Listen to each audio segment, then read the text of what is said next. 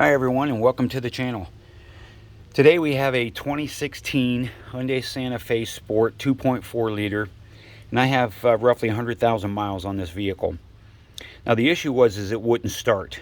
The solenoid would kick in, but it wouldn't even try to turn over. So when I got to the vehicle, the first thing I did was check the battery. Now in order to get the battery, you can do this, but I wanted just to check it completely, so I took the two screws out, took this whole assembly out, because my wife had tried to have it jumped and it just wouldn't go. So what I did was I took my battery out of my car and put it in here, and it still wouldn't start. Then I took this diehard, put it in my car, and it started right up. So I ended up having to have it towed. When I got home, I looked for what were known issues with this vehicle. So you want to check fuses, relays, the starter, and unfortunately one of the known issues with this vehicle is that the engine will lock up. For whatever reason, these engines will use oil, and so I checked my oil and I had it. But one of the ways that you can check that is that you want to take the spare or your passenger side tire off, and there's a circular opening that allows you to get to the crankshaft.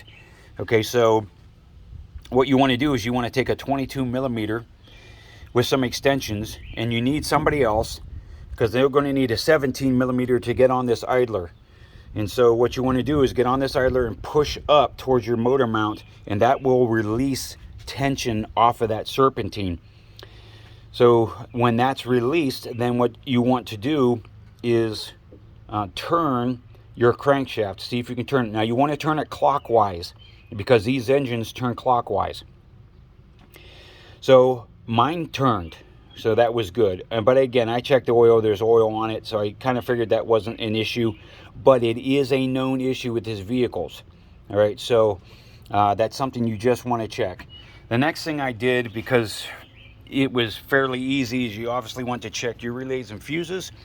Now you got two relays in here. I marked this one here, that's your starter, and this one's your ignition. So you can see how I have it marked here. You got two prongs that are perpendicular to the vehicle and two that are parallel with it, two on the left, two on the right. So the two on the right are your power. What I did was got two alligator clips. I connected one to the positive, one to the negative on the battery, and then I touched them across the two prongs on the right when I took it out. All right, and you should hear it and feel it clicking. So if you're using alligator clips, just go ahead and connect them to those two, and if you have an ohm meter, you should get continuity between the two on the left. Okay. You also want to check your fuses. There's the other ignition relay. You test that the same way. There is a starter fuse inside. That's right there. You pull that off, and it's like the third one down on the right side. It's a 7.5 amp. All those checked out good. So my next thing was that I just decided I'm going to go ahead and work on getting to the starter. There's just no easy way to get to this. Now I watched some videos and people doing it without removing the intake manifold, but I just decided in the long run I was going to go ahead and remove it. Now I'm telling you now, it'll take you some time. It took me 2 hours to get that removed and get to the starter. So what you need to do is 10 millimeter here, here, here. That takes those off and allows you to get, just free up this wire harness. Then you're going to have some connectors.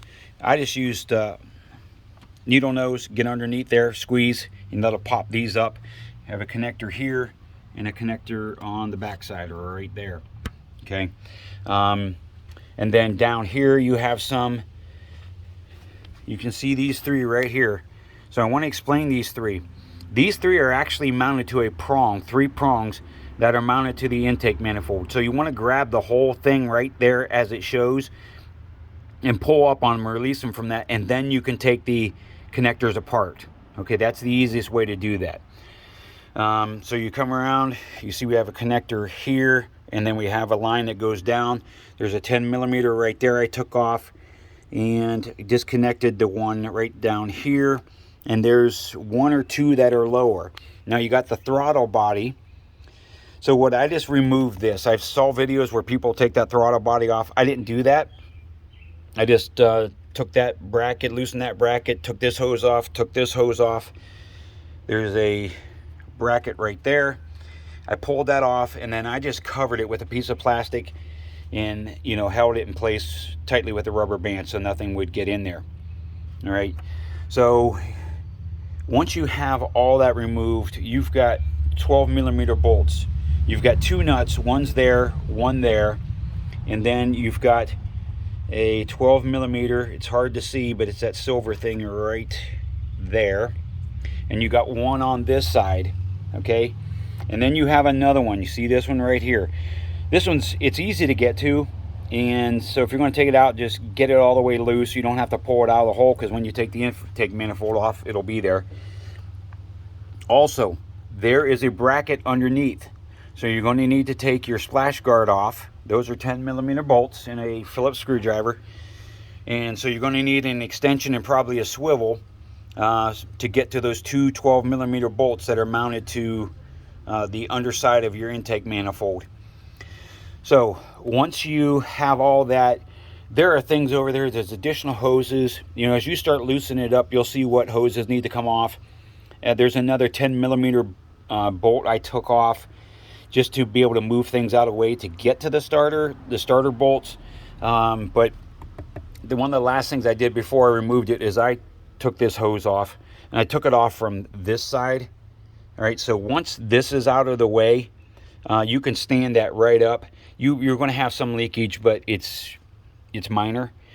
So once this intake manifold is out, you have full access to your starter. Now the starter is held on by 14 millimeter bolts. What I did was I just loosened them up and left the bolts in where they are, and I pulled the starter from the left, just kept tension on it until it was completely loose. Now I kept the connectors on because all I was doing was trying to test it. So I kept the power on and the harness connector on. I grounded it though, because, you know, I'm bolting it from the engine. I just wanted to make sure it's completely grounded. So I took my jumper cable, used the black on the positive or negative side of the battery, and then clamped it to the starter itself, the metal part of the starter. I was able to go ahead and turn the ignition on, and the solenoid kicked in, and the sprocket, it spun. So I knew my starter was good. But when I opened, I have 100,000 miles on this vehicle. So what I did was I went ahead and replaced it anyway, just more for peace of mind, right? So once I knew that was good, the battery is good, the engine's not seized, the next thing I did was I decided to remove that serpentine. So I took the serpentine out, I started spinning some things, and you can see there the alternator was frozen. Now this is not where you really start when your car just won't turn over. You don't think of that. I've never had one freeze up. Usually when they go bad, it's at least been my experience that your car just dies, your battery dies. But this was completely froze. So here's what I learned, and here's what I want to pass along to you, and I'll go into how to remove that in a minute. Make that as part of your upfront check. When you use that 17 millimeter on your idler to loosen up that bolt, reach in there and see if you can spin that. You need to be able to spin it both ways, but it turns clockwise when this serpentine is spinning. You want to look for your internals. You have openings here. You should be able to see things turn. Mine was frozen solid. I mean, I could spin the pulley counterclockwise. I could not spin it clockwise once I got it out. And so check that before you go, dealing with the starter and tearing all that out, because I could have saved myself several hours. It took me 5 hours total to get that out, new one in, and everything back together.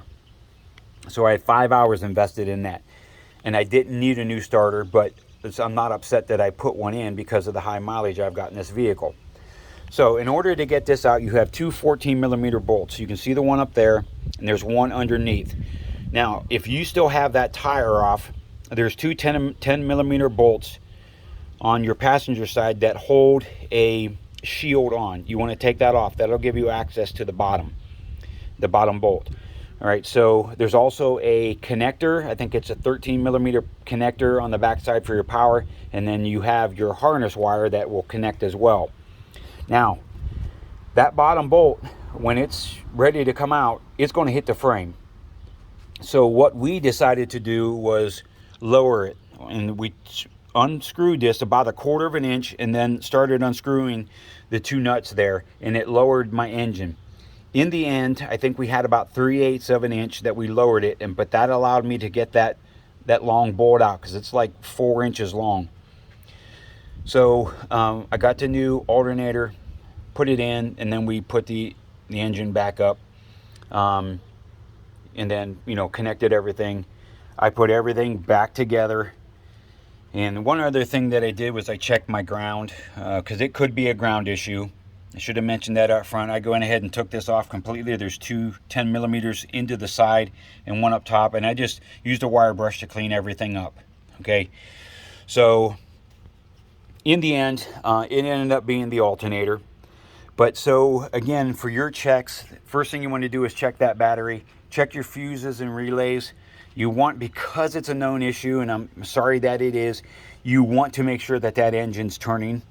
Okay, so get your 22 millimeter, get somebody else out here and loosen the, or release the tension on that serpentine, and make sure you can turn your crankshaft clockwise. And then check your alternator. Okay, again, I could have saved myself 5 hours, but I just went through the way I knew to do it, and again, that's how I did it. But in the end, the car's running, so that's what's most important. So feel free to leave any comments if there's ways that you can do things that you know of, especially for the starter.